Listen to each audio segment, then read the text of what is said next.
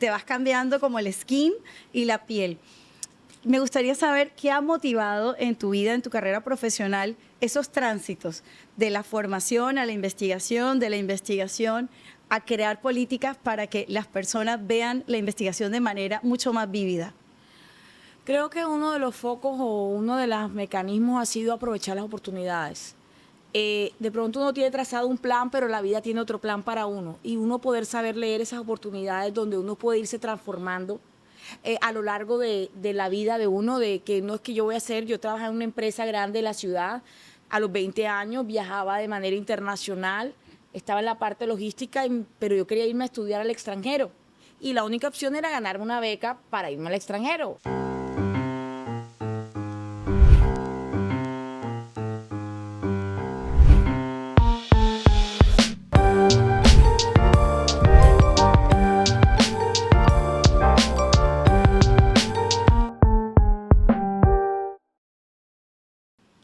Bienvenidos a nuestra sexta versión, capítulo de nuestro podcast El Poder en Servicio.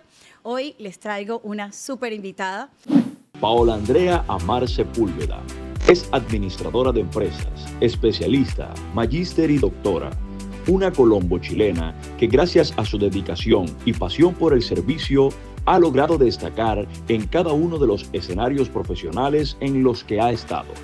Actualmente promueve la gestión de proyectos de innovación con grandes impactos a través de su liderazgo como secretaria de Educación en la Alcaldía de Barranquilla.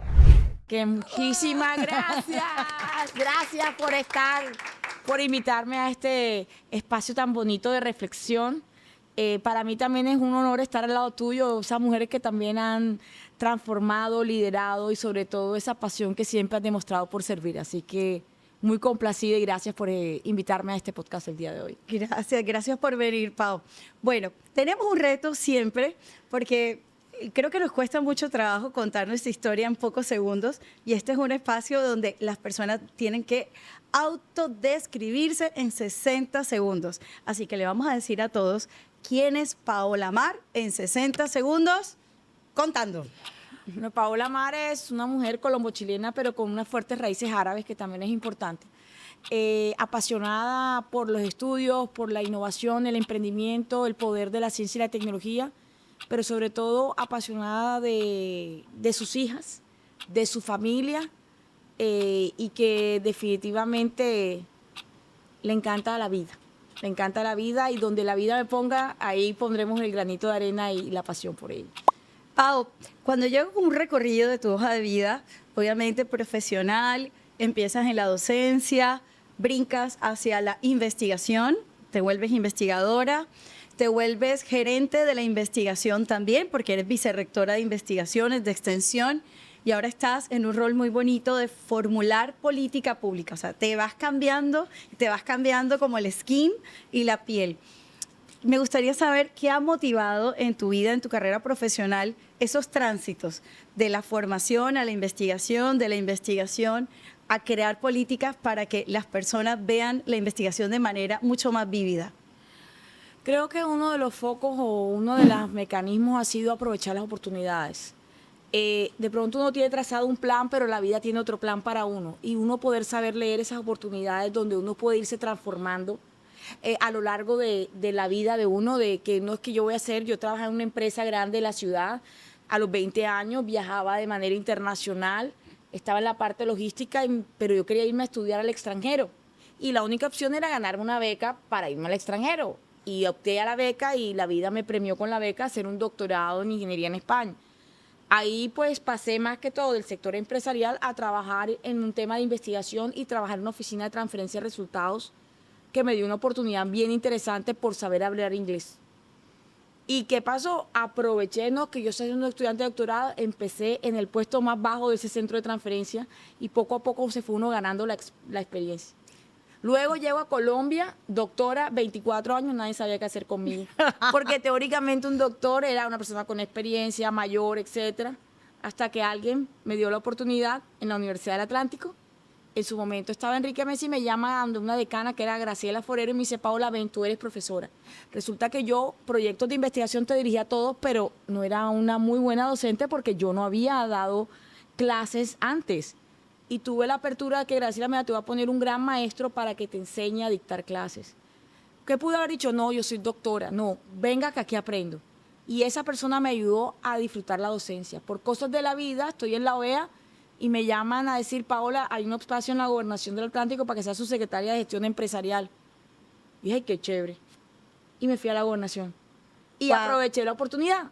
Conocí y no estaba dentro de los planes, pero hay algo que ha sido como que nunca he dejado de investigar, nunca he dejado de publicar, nunca he dejado de crear. ¿Cuál era el plan inicial que tenías? ¿Había plan o no había plan? Nunca ha habido, o sea, lo que es poder escuchar las oportunidades, poderlas aprovechar y sobre eso trabajar. Que es que cada que tengo una oportunidad, lo entrego todo. Séneca dice que las personas con suerte son aquellas que pueden aprovechar donde confluye la preparación y la oportunidad. Así es. Luego, tú eres una sortuda, obviamente desde el entendido de Séneca. Cuando uno mira estas nuevas generaciones, que siempre hay un reto generacional. Yo creo que nosotros, si a nosotros nos decían, este es el primer peldaño para poder subir la montaña, estábamos dispuestos a barrer si era necesario. Yo no sé si tú tienes la misma sensación. Inspirar a los jóvenes, hay que utilizar estrategias diferentes, argumentos diferentes, mecanismos diferentes para que entiendan que la vida es un proceso y que hay que estar preparado para poder aprovechar esas oportunidades. ¿Cómo lo haces tú? ¿Cómo lo haces en casa? ¿Cómo lo haces con los miles de jóvenes que tú tienes que mirar cómo cambian su vida y cómo tienen un propósito? Mira, hay una frase que yo le robo al alcalde Alejandro Char cada vez que puedo, y es que uno puede ser un experto en tecnología, un experto, pero uno tiene que ser buena persona. Y creo que ese es un sello que tenemos que trabajar con la empatía de los jóvenes. Las generaciones son diferentes.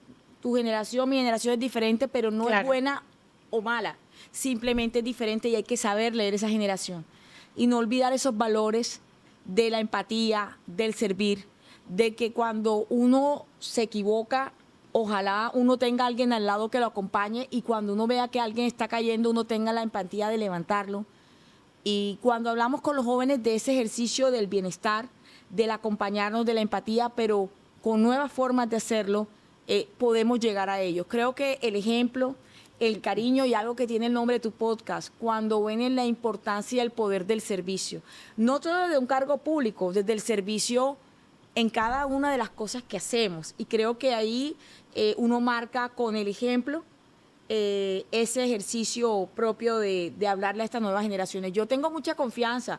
Mis hijas son súper pro, diferentísimas a mí. Yo digo, pero ven acá, ¿por qué? Pero entendiendo esas diferencias, ya que uno dice, no, que tienen otros valores, pero al final terminamos siendo o tratar de criarlas como las mejores personas.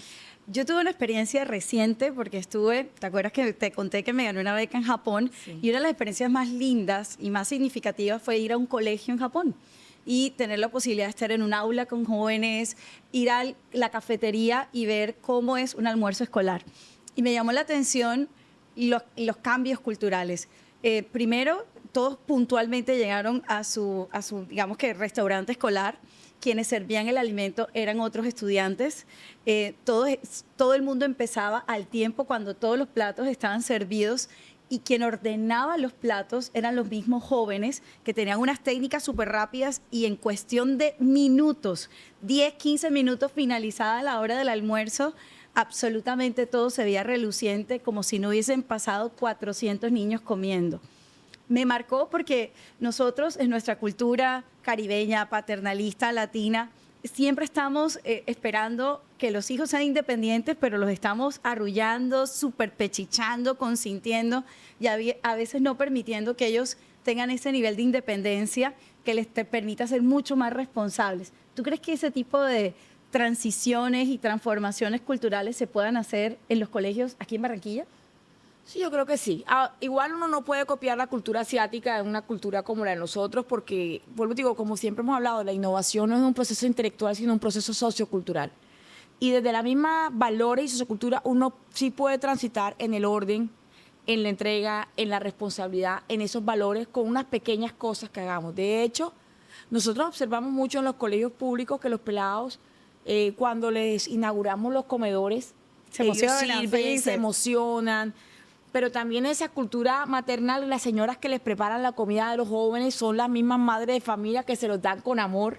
y se sienten como arropados, como con mucho amor. Entonces, sí uno puede soltar. Lo que pasa es que los papás no venimos con manual, ni los profesores. Cada hijo es un mundo, cada estudiante, pero sí incorporamos estos temas de responsabilidad, disciplina y orden. Y si es posible, y muchísimos colegios tú vas, Jackie, están limpios, organizados, los pelados, pero siempre con la felicidad que nos caracteriza. Me pasa con los mismos estudiantes que tengo en el SENA. Hicimos una estrategia de Senamora y nos dimos cuenta que ellos también pueden ser parte de esos procesos de transformación, de mantener, de cuidar las cosas para que duren muchísimo tiempo. Todavía voy al colegio de las monjas y tienen las mismas sillas de donde yo hice la primera comunión. O sea, llevo más de 25 años de egresada y ahí está. Es un tema de transformación cultural. Siempre he tenido una gran curiosidad. Los modelos educativos han cambiado, se han transformado. A nosotros nos enseñaron a un profesor, transmite conocimiento, tú repites, memorizas y es la manera como le enseñaron a uno. Pero finalmente hay tanta información y hay capacidad para acceder a la información que lo que yo he visto en ti es que tu sueño y tu pasión es transitar de ese acto de repetición a la capacidad de pensar, criticar, innovar, crear. Eso me parece interesante. Y todos esos procesos de innovación en los colegios, de aprendizaje por problemas, de que ellos puedan tener una manera mucho más práctica de aprender un conocimiento y que le quede por vida y que no sea un acto de repetición que quizás se olvide, finalmente es lo representativo. ¿Cómo crees que puede ser esa hoja de ruta? Te he escuchado hablar de procesos de innovación en los colegios. ¿Cómo podemos hacer ese cambio, ese clic entre repetir, que no repitamos, sino que realmente apropiemos, creemos? Yo creo que ya como distrito hemos asumido que el cambio tecnológico llegó a las escuelas y que no le tenemos miedo, sino que a partir de una buena formación docente, de un dominio de la tecnología que puede servirnos porque los niños han cambiado. O sea, antes nos encerraban a 40 en un salón y un profesor a dictar. Hoy la tecnología nos flexibiliza que cada uno puede seguir a su ritmo en los temas que interesan y eso nos ayuda a conectar con los estudiantes. 2, ejercicios como el Skill Challenge, donde hoy tenemos a los jóvenes todos los sábados haciendo circuito de robótica, cohetería. Ahí están aplicando la matemática, la física, pero adicionalmente hoy le estamos enseñando habilidades digitales, pero además de habilidades digitales, temas de emprendimiento y aspectos socioemocionales. Pero adicionalmente les tenemos proyectos de investigación financiados como solo pasaba en las universidades y hoy está pasando en los colegios. Nos dan elementos para ese pensamiento crítico de ese transmisor del conocimiento y como nos enseñaban que uno tenía que saber hacer. Y hoy la es como yo sé aprender, porque de pronto lo que aprendemos a hacer en un momento con el cambio técnico se te rebasa en muy corto plazo. Entonces, definitivamente, los modelos pedagógicos están cambiando, nuestras escuelas están asumiendo. Hoy con los rectores estamos dando discusiones sobre la inteligencia artificial, sobre la ciencia. Hoy nos piden muchísimas aulas de informática con programas de informática. Unido a eso, a programas alternativos donde explote la creatividad, el pensamiento crítico, la imaginación y hoy en los modelos de los colegios públicos de la ciudad, porque tenemos una muy buena base ya, que 18 años de una política educativa impecable donde hemos sabido construir sobre lo construido. Así es. Te permite tener un edificio fuerte para hoy, ya sobre esa estabilidad de la calidad educativa, poder innovar con tranquilidad. Y esa es la diferencia de Barranquilla. Segundo, concebimos la educación como un ecosistema. No solo son las escuelas. El SENA ha sido, mejor dicho, una de las piezas claves de un solo SENA a 12 nodos vinculados con el sector productivo. Tú eres nuestro aliado en doble titulación en los colegios de la ciudad, pero además en desarrollo tecnológico. Pero tenemos programas como el Crack the Code. O sea, tenemos centros de inteligencia artificial, todos trabajando de manera conjunta por mejorar, innovar en nuestro sistema educativo para que cada día sea más pertinente. Entonces, estamos en el camino, la hoja de ruta está clara, fortalecer capacidades, fortalecer a nuestros profes, adaptar esos modelos pedagógicos, trabajar en alianza, porque solo llega uno primero, pero acompañado es mejor. Perfecto. Mira, tenemos una sección muy sencilla que es una pregunta que viene de la comunidad y creo que nos queda perfecta, como anillo al dedo. Escúchala y ya te doy el chancecito para que le contestes. ¿Cómo combinar el uso de la tecnología en la educación sin afectar las capacidades humanas? Bueno, esa es una pregunta súper interesante y bastante compleja y creo que a nivel mundial aún se está definiendo.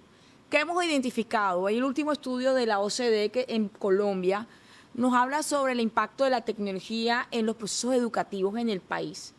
¿Qué hemos identificado? Entre 1 y 3 horas con un proceso modulado utilizando la tecnología tiene un efecto muy positivo en generar aprendizaje, no como un reemplazo del maestro, porque el maestro en esa interacción trabaja la creatividad, la empatía, el pensamiento crítico, pero sí la tecnología le ayuda a robustecer su proceso.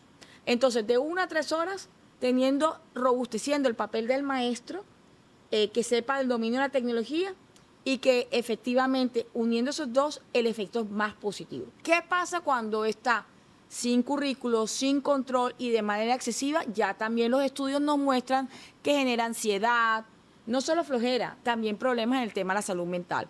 ¿Qué nos toca? No prohibir, sino entender. Y así como nos enseñaron a ser buenos ciudadanos, a cruzar la calle, a esperar el semáforo, cruzar la persona mayor, hay que enseñarle a nuestros jóvenes a cómo usamos un uso responsable, ético y con gobernanza de estas tecnologías en pro de la oportunidad. Personalmente, y es uno de los puntos que me une mucho con el alcalde, yo siento que hay mucho más oportunidades y que enseñando a ser buenas personas en ese mundo digital también, en esa gobernanza, nuestros procesos educativos van a mejorar. Yo tuve una experiencia con los temas de inteligencia artificial y es que era muy fácil tener muy buenos rendimientos de inteligencia artificial porque dependía de nuestra capacidad de generar y no teníamos las barreras de la entrada del hardware, sino que todo dependía de la cabeza de nuestros equipos. Y si pudimos desarrollar procesos de inteligencia artificial, Claro. que pudimos aprovechar, no tenerle miedo a la tecnología, sino tener ese dominio de la tecnología para poder salvaguardar oportunidades. Sin duda, yo he visto algunos empresarios que además reciben aprendices, gente joven, nuevas generaciones, y quizás el uso adecuado de la tecnología potencia la capacidad de co-creación y de resultados colectivos. De hecho, ya están haciendo actividades de planeación estratégica donde consultas también las preguntas y co-creas también haciendo inteligencia artificial. Y el CEO de la compañía, que no tenía la idea de la dinámica, cuando observó, dijo, qué gente tan brillante, definitivamente nos va a reemplazar. Pero no, la buena combinación efectivamente puede potenciar. Ya aquí te voy a también dos. Tú cuando eres mamá y tienes que hacer algo, uno dice al pelado, oye, nena, ayúdame porque y llega un punto que ellos tienen un dominio de la tecnología mayor. Tecnología. Y dos, es muy importante y hacer resaltar que es que la tecnología no reemplaza al profesional, ni al maestro, ni al médico. Pero el que no la use sí va a ser reemplazado. Así es. Bien, todos tenemos siempre una frase que nos decimos o que le decimos a la gente para que las cosas no paren, que nos inspiran. A mí me encanta el servicio. Yo siempre digo ser más para servir mejor. Entonces, todo lo que aprenda, todo lo que consiga, todo lo que me desprendo de mi condición humana y digo, esto es para servir, esto es para ayudar a los demás. ¿Qué te engancha a ti y cómo enganchas a los demás? Yo tengo a mi equipo verde, pero yo les digo que lo perfecto es lo enemigo de lo bueno, porque siempre nos llenamos de excusas para no hacer las cosas porque estás esperando el momento perfecto y pierdes oportunidades, pierdes formas de hacer o prestar tu servicio de la mejor manera, el vaso medio vacío. Y creo que cuando uno puede ver que lo bueno es lo perfecto y lo enemigo de lo bueno, termina uno aprovechando, claro, apoyando más personas, encontrando nuevas rutas, y esa es una frase que nos repetimos todos los días para no llenarnos de excusas de no hacer las cosas, sino al contrario, avanzar en ellas. Y no procrastinar y avanzar. Y empezar, porque a veces esperamos que todo esté listo y no lo conseguimos. Me gustaría saber, en este ejercicio de vida, además que tú has sido un ejemplo de aprovechar oportunidades precisamente porque estás lista, ¿cuál te gustaría que fuera tu legado como secretaria de Educación del Distrito de Barranquilla? Digamos que, y creo que el legado se construyó junto con el alcalde. Y debo decirte el mío. El tuyo solito. Pero ¿sabes yo por quiero qué? contribuir a... Te voy a decir que, porque es que es poder hacer la transformación de las escuelas a que sean con esa muy buena base de la calidad, incorporar los procesos de innovación en ella, ¿sabes? En hacer esa modernización del concepto de la escuela, del concepto del profesor, de dejar la huella de la tecnología, el pensamiento crítico y la ciencia en el ADN de nuestra escuela. Segundo legado, un crecimiento para los jóvenes en los temas de educación superior. Nosotros como Secretaría de Educación siempre nos encajaban en básica y media. Exacto. Y hoy la Secretaría de Educación de Barranquilla trabaja en educación a lo largo de la vida, no solo hasta básica y media, y creo que ese es un segundo legado. Y el tercer legado es el tema del bilingüismo. Creo que personalmente todos mis primeros trabajos fue porque yo hablaba inglés. Yo tuve un privilegio que mucha gente no tuvo y lo pude aprovechar. Nuestro descanso es que los jóvenes de Barranquilla, su manejo del segundo idioma no se convierta en un privilegio, sino un derecho de todos los barranquilleros y barranquilleras. Excelente, Pau.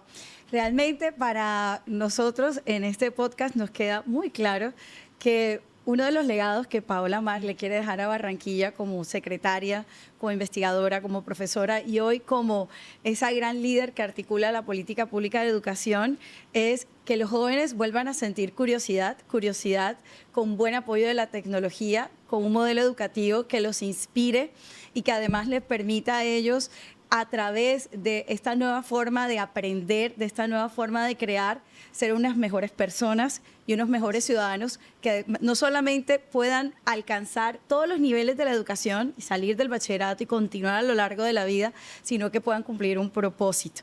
De verdad, Pau, me encanta lo que estás haciendo. Soy súper fan tuyo. Soy fan tuya también. Aquí somos fans.